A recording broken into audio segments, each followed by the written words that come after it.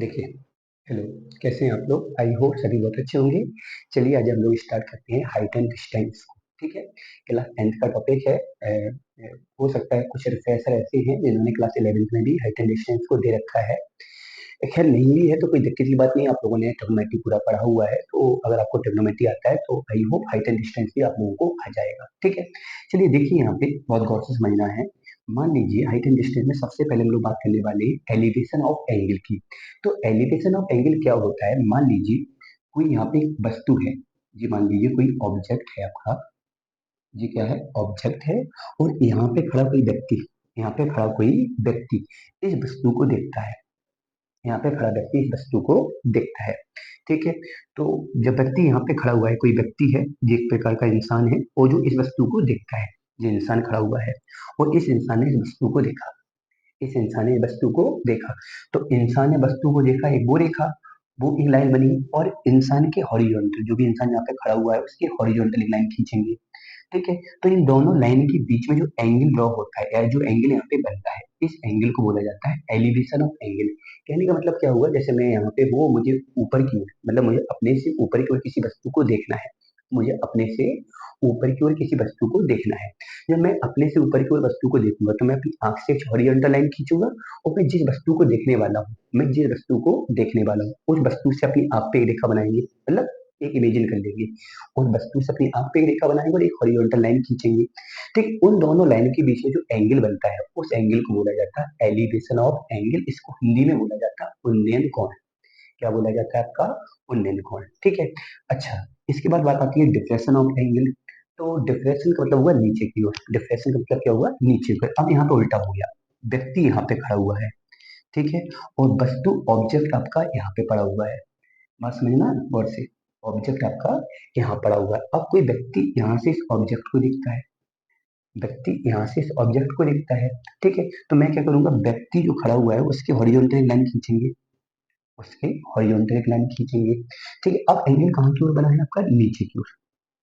अभी एंगल कहाँ की ओर बना था? ऊपर की ओर। व्यक्ति ऊपर की ओर देख रहा था तो उसकी क्षैतिज से उसकी हॉरिजॉन्टल और वस्तु के बीच में जो एंगल था वो कहाँ की ओर था? ऊपर की ओर। अब यहाँ पे एंगल कहाँ होगा? नीचे की ओर। जब एंगल नीचे की ओर होगा, क्योंकि वो नीचे देख रहा है, ऑब्जेक्ट आपका नीचे पड़ा हुआ है, तो यहाँ पे जो एंगल बनता है उसे बोला जाता है डिफ्लेक्शन ऑफ एंगल। तो बस इतना याद रखना, तो एलिवेशन ऑफ एंगल की बात की जा रही है तो इतना कॉमन सेंस वाली बात होगी कि व्यक्ति यहाँ खड़ा होगा वो ऊपर की ओर वस्तु को देख रहा होगा, और डिफ्लेक्शन ऑफ एंगल की ये बात होगी तो व्यक्ति जहाँ खड़ा होगा वो वहां से नीचे की ओर ऑब्जेक्ट को देख रहा होगा। मतलब ऑब्जेक्ट का मतलब, मान लो पेड़ है, पेड़ के ऊपरी वाले हिस्से को देख रहा है, या मान लो वो किसी मीनार पे खड़ा हुआ है, वो मीनार पे खड़े होकर वो किसी दूसरी मीनार के नीचे वाले हिस्से को देख रहा है, या मान लो हम अपने घर पे खड़े हुए हैं, मीनार नहीं, मतलब मैं अपने घर पे खड़ा हुआ हूँ और मेरे सामने एक घर है, वो मुझसे भी ऊंचा है, मतलब मुझसे भी बड़ा घर है, और मैंने उस घर के ऊपर वाले हिस्से को देखा। तो जब मैं ऊपर वाले हिस्से को देखा तो मैं अपने आंख के हॉरिजॉन्टल लाइन बनाऊंगा और उसके उस सामने वाले घर के ऊपरी वाले सिरे को देखूंगा। तो उन दोनों के बीच में जो एंगल बनेगा उसे बोलेंगे अपन लोग एलिवेशन एंगल। मान लो मैं अपनी छत से उस सामने वाले मकान के नीचे वाले सिरे को देखना चाहता हूँ, वो जमीन को देखना चाहता हूँ, नीचे वाले हिस्से को देखना चाहता हूँ, तो मैं जब नीचे की ओर देखूंगा तो आंख के हॉरिजॉन्टल लाइन खींचेंगे, और जब नीचे की ओर अपना देखेंगे तो नीचे की ओर जो लाइन बनेगी तो वो कौन सा एंगल होगा? Depression of angle. तो एलिवेशन के लिए आपको कहाँ की ओर देखना है? ऊपर की ओर देखना है। डिप्रेशन के लिए आपको कहाँ की ओर देखना है? नीचे की ओर देखना है। तो दो प्रकार के अगर आपके एंगल क्लियर है कि डिप्रेशन ऑफ एंगल मतलब हमने क्या किया, एंगल ऑब्जेक्ट कहाँ की ओर देख रहे हैं? नीचे की ओर, और एलिवेशन में हम लोग ऑब्जेक्ट कहाँ की ओर रखा है? ऊपर की ओर है। इतना समझ लीजिए कि जब ऊपर की ओर हम लोग एंगल बनाते हैं तो वो एलिवेशन एंगल हो जाता है, और जब नीचे की ओर बनाते हैं तो वो डिप्रेशन एंगल हो जाता है, ठीक है? आगे तो इतना कुछ नहीं है, अगर क्वेश्चन पढ़ोगे और थ्योरी अगर अच्छे से क्लियर हो जाती है, मतलब सवाल की थ्योरी आप समझ जाते हैं कि सवाल में बोला क्या गया है, तो आप समझ जाओगे कि एंगल ऊपर की ओर बनना है या नीचे की ओर बनना है। जैसे ये वाला क्वेश्चन है आपका, तो दो चीजें आपको समझनी है, और बेसिकली आपकी थोड़ा सा टेक्नोमेट्री का यूज है। अगर आपको बेसिक से टेक्नोमेट्री आती है तो आई होप ये वाला टॉपिक आपका बहुत अच्छा होगा, ठीक है? बहुत बेसिक टेक्नोमेट्री का यूज है। मैं इतना याद रखना, जैसे व्यक्ति यहाँ खड़ा हुआ है, ऊपर की ओर देखा तो एंगल एलिवेशन हो जाएगा, और व्यक्ति ऊपर है, ऑब्जेक्ट नीचे, तो एंगल कैसा हो जाएगा? डिप्रेशन ऑफ एंगल हो जाएगा, ठीक है? मान लीजिए एक वर्टिकल पोल पोल है, और ये कितनी मीटर का है? 8 मीटर हाइट का है, और and the length of shadow, मतलब उसका शैडो मतलब छाया। तो मान लो ये पोल है, ये क्या है? पोल है। कितनी मीटर हाइट का है? 8 मीटर हाइट का एक पोल है। पोल वो किसी का भी हो सकता है, हो सकता है लाइट का पोल हो, या हो सकता है किसी का भी पोल हो सकता है, मतलब एक जमीन में पोल लगा हुआ है जिसकी हाइट कितनी है? 8 मीटर, ठीक है? And the length of shadow, उसका मान लीजिए यहाँ से इस पे, यहाँ पे उसकी शैडो पड़ रही है। मान लो सूर्य भगवान यहाँ पर है, और सूर्य भगवान जब यहाँ पर है तो उसकी शैडो जमीन में पड़ेगी। तो मान लिया कि इसकी शैडो है, शैडो मतलब छाया, छाया कितना है 8√3, जिसका शैडो है, जिसका शैडो है। तो the angle of elevation at the instant as, मतलब उसका मुझे एलिवेशन एंगल निकालना है। तो यहाँ से मैंने क्या किया, पोल को देखा, यहाँ से मैंने किसको देखा, पोल को देखा। तो मुझे इस पोल का क्या निकालना है, elevation of angle find out करना है। उन्होंने क्या बोला है, 8 मीटर का एक कोई खंभा है, उसका 8√3 मीटर का शैडो है, शैडो मतलब छाया है, ठीक है। तो मुझे इसका एलिवेशन ऑफ एंगल निकालना है। तो देखा जाएगा जो हॉरिजॉन्टल है और जो पोल है उसके बीच में कितने का एंगल बनेगा, 90 का बनेगा, क्योंकि जो पोल है वो जमीन से कैसा मानेंगे, वर्टिकल मानेंगे। वर्टिकल मानेंगे ना, वर्टिकल लेने ही है, क्योंकि जो पोल लगाया जाता है जमीन में वो कैसा लगाया जाता है, वर्टिकल। तो हो सकता है कई बार झुके हुए क्वेश्चन भी आ जाते हैं कि ये मान लीजिए ये जो पोल है वो जमीन में झुका हुआ है, वो अलग मैटर होगा। खैर अभी ऐसा कुछ नहीं कहा गया कि जो आपका पोल है वो जमीन से झुका हुआ है, तो ऐसा कुछ नहीं है। तो आप लोग इसको कैसा मानेंगे, वर्टिकल मानेंगे। तो ऐसा नहीं है कि ऐसा क्वेश्चन ना बनता हो कि पोल झुका दिया जाए, पोल झुक भी सकता है। हो सकता है पोल यहाँ की ओर झुका दिया जाए या यहाँ की ओर झुका दिया जाए, तो वो अलग क्वेश्चन होगा, ठीक है। तो खैर अभी फिलहाल में जो आपका पोल है वो कैसा है, वर्टिकल है। तो अगर देखा जाए तो ये आपका राइट एंगल ट्रायंगल बन गया। कैसा ट्रायंगल बन गया, राइट एंगल ट्रायंगल। अब इस राइट एंगल ट्रायंगल में मैं क्या करूंगा, यहाँ पे क्या है, ये आपका थीटा है, तो इसके सामने ये काय का काम करेगा, परपेंडिकुलर का, और ये बेस का काम करेगा। और 90 के सामने आपका हाइपोटेनस, हाइपोटेनस मतलब कर्ण, बेस मतलब आधार, और परपेंडिकुलर मतलब लंब। अब यहाँ पे मेरे पास क्या है, परपेंडिकुलर है और बेस है, मुझे ये वाला एंगल फाइंड आउट करना है। तो ऐसा टेक्नोमेट्री यूज करेंगे जहाँ पे परपेंडिकुलर बेस दोनों की बात होती है। तो मैं यहाँ पे यूज करूंगा tan theta equal to perpendicular upon base, 8/√3, 8 से 8 कैंसिल हो गया, सॉरी 8√3। तो यहाँ पे टेन थीटा इक्वल टू हो गया 1/√3। देन तो मैं कह सकता हूँ थीटा जो है आपको 30 डिग्री आएगा। थीटा कितना आएगा आपका, 30 डिग्री आएगा। आई होप ये आपका क्लियर होगा, ठीक है। तो इसी टाइप के क्वेश्चन आपको मिलेंगे, इसका स्क्रीनशॉट ले लीजिए आप लोग।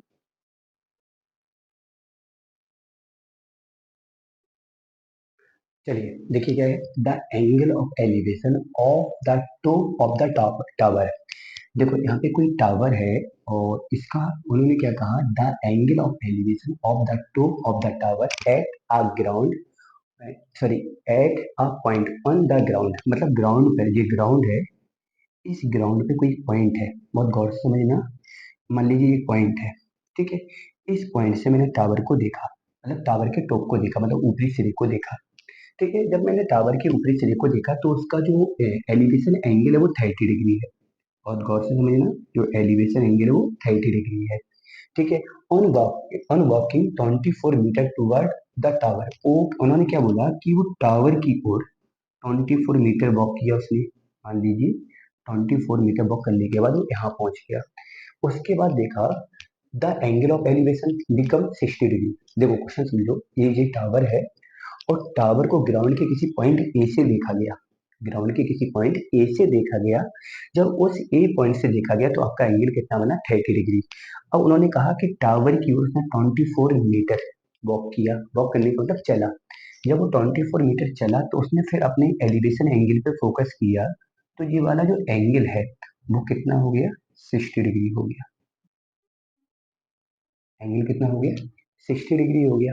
इसके बाद उन्होंने क्या बोला है कि the height of the tower, मतलब इस टावर की हाइट अपन को फाइंड आउट करनी है। तो एक बार फिर से समझेंगे, ये एक टावर है, ग्राउंड में किसी पॉइंट से टावर को जब देखा गया तो एंगल 30 डिग्री था। टावर की ओर 24 मीटर चला तो एंगल कितना हो गया, 60 डिग्री हो गया। तो अब मुझे इस टावर की हाइट पता करनी है। अच्छा एक काम करिए, जे वाली हाइट अपने पास नहीं है, तो सॉरी जे वाली लेंथ अपने पास नहीं है, तो इसको मान ले रहे ए। ये मैंने ए लेट कर लिया। खैर लेट तो मैंने इसको भी किया, लेकिन ये अपन को फाइंड आउट भी करना है, ठीक है।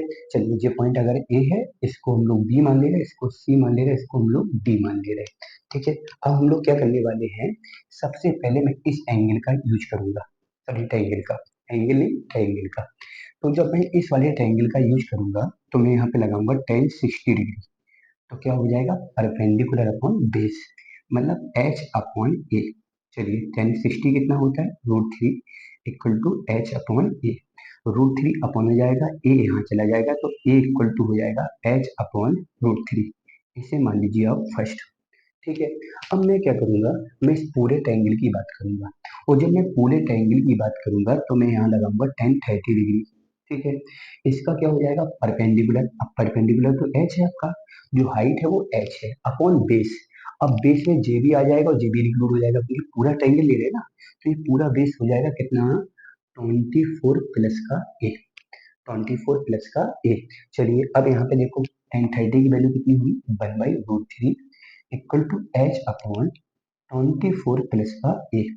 चलिए इसको यहाँ प्रोडक्ट कर देंगे, तो ये हो जाएगा 24 plus A equal to h√3। Clear है। चलिए अब मैं क्या करूंगा, यहाँ पे ए की वैल्यू पुट करूंगा इक्वेशन फर्स्ट से।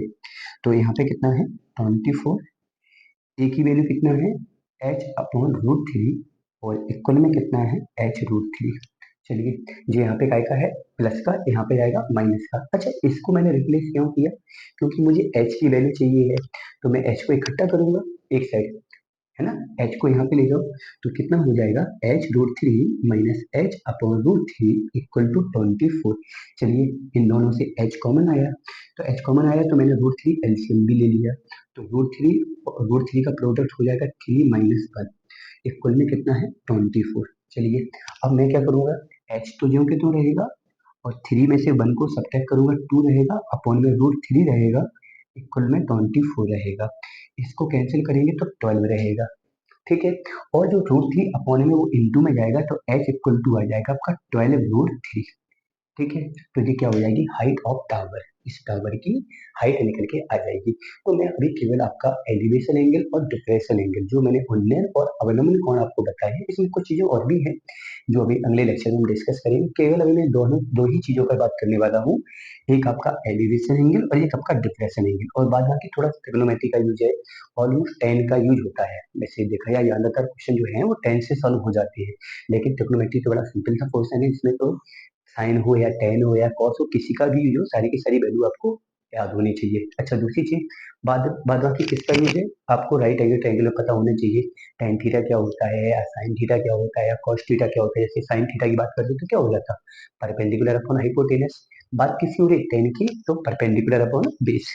तो ये आपका क्या आ गया, हाइट ऑफ टावर। तो बड़ा सिंपल सा क्वेश्चन है, बस इसमें क्या था, एक टावर था, और उसकी ग्राउंड पे, तब जो ग्राउंड में टावर लगा हुआ, उस ग्राउंड में कोई दो पॉइंट थे जिससे टावर का एलिवेशन एंगल दिया गया था।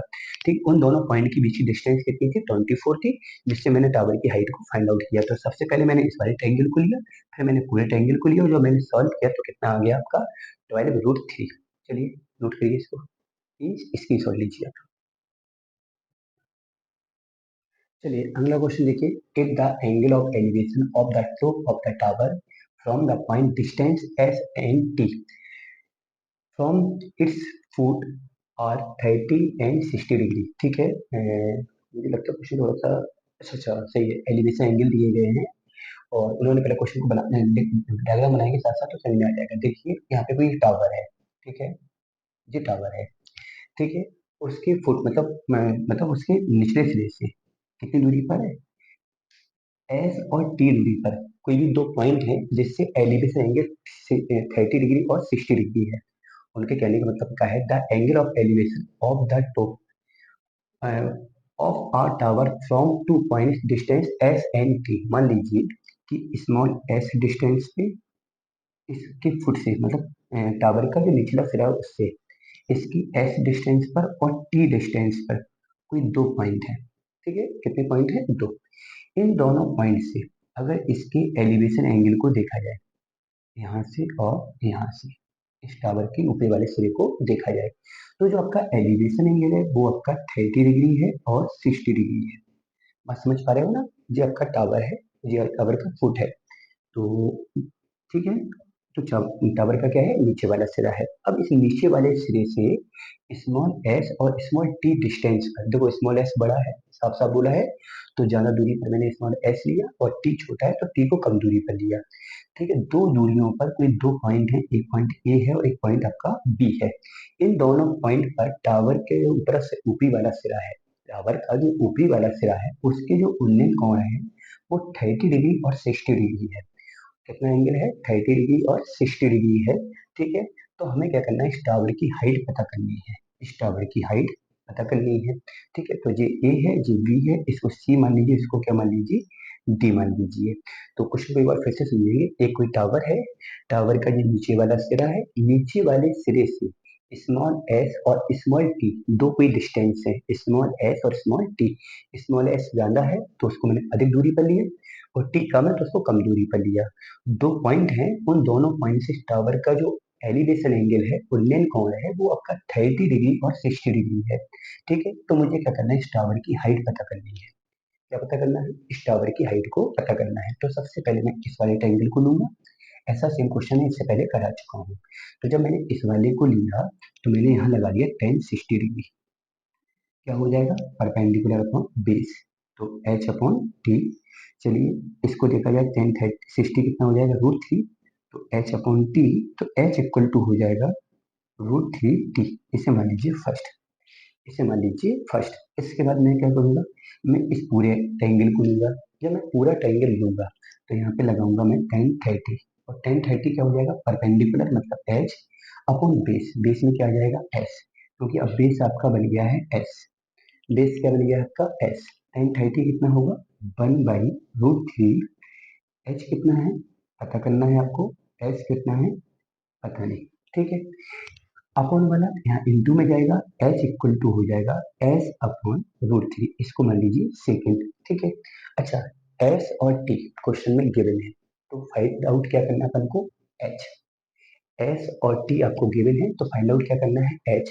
अब इन दोनों इक्वेशन की हेल्प से हम लोग क्या फाइंड आउट करेंगे, एच। कैसे, यहाँ पे क्या करूंगा, first into second, first into second. जब दोनों का प्रोडक्ट करेंगे तो यहाँ पे एच और यहाँ भी एच। चलिए राइट में क्या हो जाएगा, √3, यहाँ पे टी हो जाएगा, और यहाँ पे क्या हो जाएगा, S upon T, sorry S upon √3 होगा। √3 से √3 आपका कैंसिल हो जाएगा। एच का एस से product H square equal to S T हो जाएगा, तो एच इक्वल टू हो जाएगा √ST। ये आपका फाइंड आउट हो जाएगा। तो इससे पहला वाला भी क्वेश्चन था, सेम ऐसे ही था, उसमें भी दो एलिवेशन एंगल थे। वहां पे जी वाली डिस्टेंस थी, हाइट पता करना था। यहाँ पे क्या है, जी वाली भी डिस्टेंस आपके पास है और जे वाली भी डिस्टेंस आपके पास है। तो इन दोनों डिस्टेंस की हेल्प से मैंने अपन को क्या फाइंड किया, हाइट को फाइंड आउट किया। चलिए,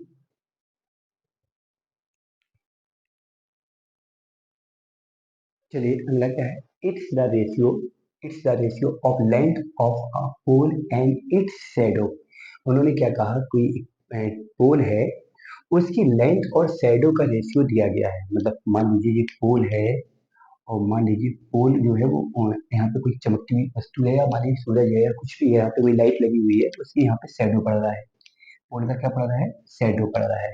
उन्होंने क्या बोला है कि जो पोल की हाइट है, पोल की जो हाइट है, मैंने मान ली हाइट कितना है, एच है, और इसका जो शैडो है वो एस मान लिया। ठीक है, इन दोनों का जो रेशियो है, एच रेशियो एस, वो कितना है, 1/√2 है। इन दोनों का जो रेशियो है वो कितना है, 1/√2 है। इन दोनों को मैंने यहाँ पे मिला दिया, इन दोनों को मैंने यहाँ पे मिला दिया, तो ये क्या हो गया। अब भाई सीधी बात है, जब यहाँ से जमीन से किसी पोल को ऊपर की ओर देखोगे तो ये कौन सा एंगल बनेगा, एलिवेशन एंगल बनेगा। ये एंगल मुझे फाइंड आउट करना है, यही उन्होंने बोला है कि एलिवेशन एंगल। और उन्होंने बोला भी है सन का, तो मान लीजिए यहाँ से ये बात क्लियर है कि यहाँ पे क्या होगा, आपका सन होगा। क्या होगा, सन होगा। सन कहाँ पे पड़, सन का जो प्रकाश है वो कहाँ पड़ रहा होगा, पोल पर, और पोल की शैडो कहाँ आ रही होगी, जमीन पे। तो सीधी बात है, शैडो यहाँ तक आ रही है, शैडो कहाँ तक आ रही है, इस पॉइंट ए तक आ रही है। तो ए से जब हम सूरज को देखेंगे तो वो उसको देखने वाली जो रेखा होगी, मतलब सूरज को देखने वाली जो लाइन होगी, वो लाइन कहाँ से आएगी, टावर के ऊपर से गुजरेगी। कहाँ से होकर गुजरेगी, टावर से होकर गुजरेगी। तो सीधी बात है, जो टावर के टॉप का एलिवेशन एंगल होगा वही आपके सन का एलिवेशन एंगल होगा। तो ये एलिवेशन एंगल अपन को फाइंड आउट करना है। और क्या कहा गया कि टावर की हाइट का और टावर के शैडो का जो रेशियो है वो कितना है, 1/√2 है। 1 रेशियो कितना है, √2 है। तो हमें करना क्या है कि elevation angle theta find out करना है। तो अब भाई क्या है, यहाँ पे ये परपेंडिकुलर हो, ये आपका यहाँ पे क्या है, बेस है। तो मैं यहाँ पे लगा दूंगा 10 30, सॉरी 10 थीटा। तो 10 थीटा क्या होता है आपका, परपेंडिकुलर अपॉन बेस। तो देखा जाए 10 थीटा, एच अपॉन एक्स कितना है, 1/√2। ठीक है, अब 10 का ऐसा कोई एंगल तो पर को डायरेक्टली नहीं पता है कि जिसकी वैल्यू 1/√2 होती है, तो मैं इसको इनवर्स में कन्वर्ट करूंगा और थीटा इक्वल टू लिखूंगा tan इनवर्स 1/√2। यही अपन को फाइंड आउट करना था। जो कौन सा एंगल है, एलिवेशन एंगल आपका फाइंड आउट हो गया। चलिए, तो बड़ा सिंपल सा मैंने क्या बोला कि मैं आज के लेक्चर में केवल और केवल एलिवेशन एंगल और डिप्रेशन एंगल इन्हीं दो पे क्वेश्चन कराऊंगा, ठीक है। चलिए इसको नोट करिएगा।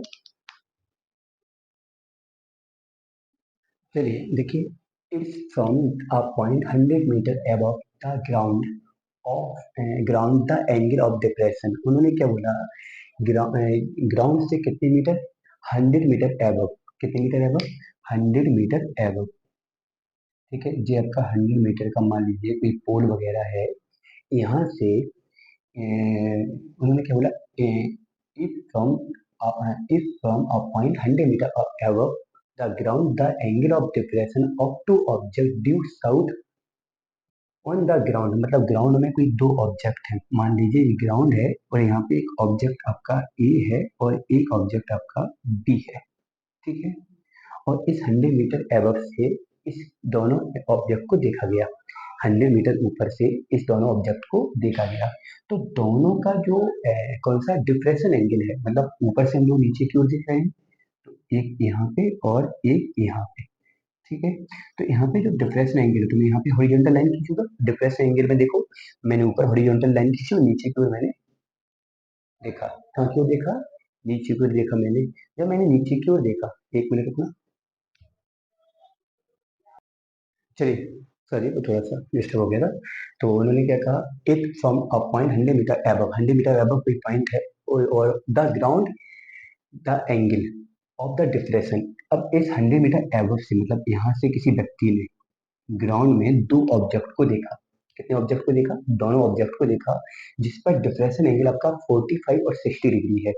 तो ये वाला एंगल कितना हो जाएगा आपका, 60 डिग्री हो जाएगा, और ये वाला कितना हो जाएगा, 45 हो जाएगा। ये वाला कितना होगा, 45, क्योंकि ये छोटा है, और ये कितना हो जाएगा, 60, क्योंकि ये बड़ा है। अच्छा, ये वाला अगर 60 है तो ये वाला भी कितना हो जाएगा, 60 हो जाएगा, और ये अगर 45 है तो ये वाला भी कितना हो जाएगा आपका, 45 डिग्री हो जाएगा, ठीक है। तो उन्होंने क्वेश्चन में केवल इतना दे रखा है कि ग्राउंड से 100 मीटर एबव, कितने मीटर एबव, 100 मीटर एबव से ग्राउंड में किसी दो ऑब्जेक्ट को देखा गया, ऑब्जर्व किया गया। ऑब्जर्व करने पर पाया गया कि पहले ऑब्जेक्ट का जो डिप्रेशन एंगल है वो 60 डिग्री है, और दूसरे ऑब्जेक्ट का जो डिप्रेशन एंगल है, नीचे की ओर जो एंगल बना है वो 45 डिग्री है। तो ये कितना था, 60, अगर ये 60 डिग्री है तो ये वाला भी 60 हो जाएगा, और ये वाला अगर 45 तो ये वाला भी कितना हो जाएगा, 45 हो जाएगा, ठीक है। अच्छा, इसके बाद उन्होंने क्या कहा, क्या बोला है कि then the distance between the object, इन दोनों ऑब्जेक्ट के बीच की डिस्टेंस हमें पता करनी है, मतलब ए और बी की डिस्टेंस अपन को पता करना है। ये ए है, ये बी है, इसको सी मान लीजिए और इसको क्या मान लीजिए, डी मान लीजिए। तो सबसे पहले मैं एक छोटा सा काम करने वाला हूँ कि मैं यहाँ पे इस वाले ट्रायंगल का यूज करूंगा। जब मैं इस वाले ट्रायंगल का यूज करूंगा तो यहाँ पे मैंने लगा दिया tan 60 डिग्री, इसका क्या हो जाएगा, परपेंडिकुलर, मतलब 100 अपॉन बेस, बेस कितना है, BC। tan 60 कितना होता है, √3 equal to 100 upon BC। BC यहाँ चला जाएगा तो BC इक्वल टू हो जाएगा कितना, 100 अपॉन √3। इसे मान लीजिए फर्स्ट, ठीक है। अब इसके बाद मैं चलूंगा कहाँ पे, मैं पूरे ट्रायंगल का यूज करूंगा। जब पूरे ट्रायंगल का यूज करूंगा तो यहाँ पे tan 45 लूंगा, कितना लूंगा, tan 45। और जब मैं tan 45 लूंगा तो परपेंडिकुलर अपॉन बेस, परपेंडिकुलर कितना है, 100, और बेस को मैं कैसा लिखूंगा, AB प्लस BC। वैसे मैं डायरेक्टली AC लिख सकता था, लेकिन एक्चुअली में मुझे AB फाइंड आउट करना है, तो मैंने इसको टुकड़ों में लिख दिया, AB प्लस BC। अरे लिखा तो पूरा AC ही है, दोनों को जब ऐड करोगे तो पूरा क्या बन जाएगा, AC बन जाएगा। और tan 45 की वैल्यू कितनी होती है, 1 इक्वल टू कितना हो जाएगा, 100 अपॉन BC कितना है अपने पास, सॉरी AB वन को पता करना है, और BC कितना है, 100 अपॉन √3। चलिए इसको उठा के यहाँ लाओ, तो AB प्लस का 100 अपॉन √3 इक्वल टू 100, ये यहाँ पे आएगा तो माइनस हो जाएगा, यही आपका AB का वैल्यू होगा। भाई ये यहाँ पे प्लस का है, यहाँ पे आएगा तो क्या का हो जाएगा, माइनस का हो जाएगा। तो ये क्वेश्चन आपके डिप्रेशन एंगल का है। उन्होंने कहा जमीन से 100 मीटर एबव किसी व्यक्ति ने या किसी ने भी जमीन पर दो क्या किए, ऑब्जेक्ट को क्या किया, ऑब्जर्व किया, ऑब्जर्व करने पर पाया गया कि दोनों का जो डिफरेंस एंगल है वो 60 और 45 डिग्री है। तो दोनों ऑब्जेक्ट की डिस्टेंस अपन को फाइंड आउट करना है। तो आई थिंक इतना तो क्लियर होगा। मैंने क्या बोला कि अभी जितने भी क्वेश्चन है वो आपका डिफरेंस एंगल और एलिवेशन एंगल पर ही है। अभी थोड़ा सा स्टैंडर्ड धीरे धीरे बढ़ा दूंगा, अभी तो बड़े सिंपल सिंपल से क्वेश्चन है जिससे आसानी से आप लोग कर सकते हैं। देखिए, two post are 25 metre and 50 metre height and the line joining their tips. देखो उन्होंने क्या बोला है, यहाँ तक समझिए पहले। ठीक है, यहाँ तक, यहाँ से लेके यहाँ तक उन्होंने कहा एक 25 मीटर का पोल है और एक 15 मीटर का पोल है। 15 मीटर का पोल है तो दोनों एक किसी जमीन में लगे पड़े हैं। ठीक है।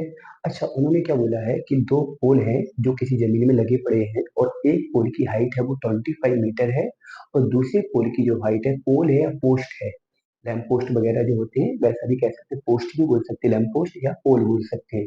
तो कोई भी दो पोल या पोस्ट हैं उनकी हाइट 25 मीटर और 15 मीटर है।